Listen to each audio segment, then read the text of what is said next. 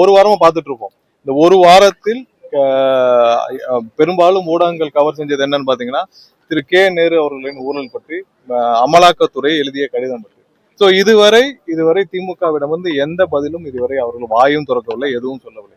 இது போன்ற விஷயங்களை கண்டிப்பா மக்களிடத்தில் கொண்டு போய் சேர்க்க வேண்டும். ஏன்னா மக்களுக்கும் இது தெரிந்து கொள்ள வேண்டும். சாதாரணம் இல்ல, 100 கோடி 2 கோடி இல்ல, 1000 கோடி 2000 கோடி அளவிற்கு ஒரு துறையில் மட்டும் ஒரு அமைச்சரிடம் மட்டும் நாம் பிடிபட்டிருக்குன்னு சொல்லிட்டு 2 கடிதங்கள் அமலாக்கத்துறை அனுப்பியிருக்காங்க. இதுவரை இது சம்பந்தமாக முதல்வர் தரப்போ இல்ல யாருமே இதுவரைக்கும் வாயை திறக்கவில்லை. ஒண்ணு ஆமான்னு சொல்லுங்க, இல்ல இல்லன்னு சொல்லுங்க. ஒண்ணு ஆமா எங்களுக்கு கடிதம் வந்திருக்குன்னு சொல்லுங்க, நாங்க நடவடிக்கை எடுக்க மாட்டோம்னு சொல்லுங்க, இல்ல எங்களுக்கு கடிதம் வரவில்லைன்னு சொல்லுங்க. ஏற்கனவே ஒரு அமைச்சர் கைது செய்யப்பட்ட போது தொட்டுப்பார் சீண்டிப்பார்னு வீடியோ அமைச்சாரு முதல்வர். சோ இப்ப ஏன் அதே மாதிரியான இப்போ வந்து அமலாக்கத்துறையில இருந்து 2500 இது வந்து பணி நியமனங்கள்ல ஊழல் நடந்திருக்குன்னு அமலாக்கத்துறை முதல் கடிதத்தில் சொன்னதாக செய்தி குறிப்பில் வந்திருக்கு. அது இல்லாமல் 1000 கோடி அளவுக்கு ஊழல் செய்ததாக அந்த ஊரக உள்ளாட்சி துறையில எல்லா இடத்துலயும் ஊழல் நடந்திருப்பதாக 2வது கடிதம் அனுப்பப்பட்டதா ஊடகங்கள் எல்லாத்துக்கும் வந்திருக்கு.